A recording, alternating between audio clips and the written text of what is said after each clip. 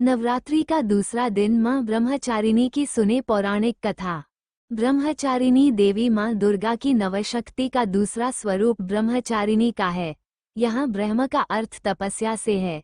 मां दुर्गा का ये स्वरूप भक्तों और सिद्धों को अनंत फल देने वाला है। इनकी उपासना से तप, त्याग, वैराग्य, सदाचार और संयम की वृद्धि होती है। तथा एक श्लोक के अनुसार दधाना करपद्माभयामक्षमालाकमंडलु देवी प्रसीदतु मयि ब्रह्मचारिण्यनुत्मा। ब्रह्मचारिणी का अर्थ तप की चारिणी यानी तप का आचरण करने वाली। देवी का ये रूप पूर्ण ज्योतिर्मय और अत्यंत भव्य है। इस देवी के दाएं हाथ में जप की माला है और बाएं हाथ में ये कमंडल धारण किए हैं। ब्रह्मचारिणी की कथा के अनुसार पूर्व जन्म में इस देवी ने हिमालय के घर पुत्री रूप में जन्म लिया था और नारद जी के उपदेश से भगवान शंकर को पति रूप में प्राप्त करने के लिए घोर तपस्या की थी। इस कठिन तपस्या के कारण इन्हें तपश्चारिणी अर्थात ब्रह्मचारिणी नाम से अभिहित किया गया। 1000 वर्ष तक इन्होंने केवल फल फूल खाकर बिताए और 100 वर्षों तक केवल जमीन पर रहकर शाक पर निर्वाह किया। कुछ दिनों तक कठिन उपवास रखे और खुले आकाश के नीचे वर्षा और धूप के घोर कष्ट सहे।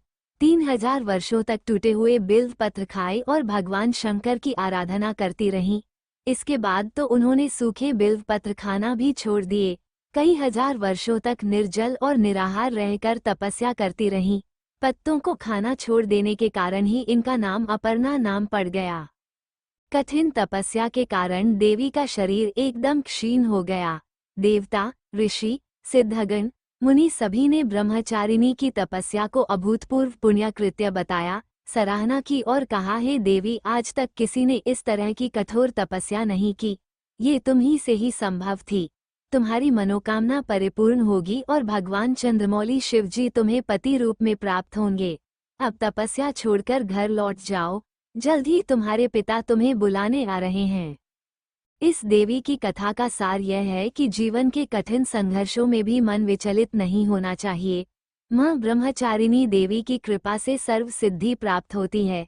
दुर्गा पूजा के दूसरे दिन देवी के इसी स्वरूप की उपासना की जाती है। बोलो जय माता दी।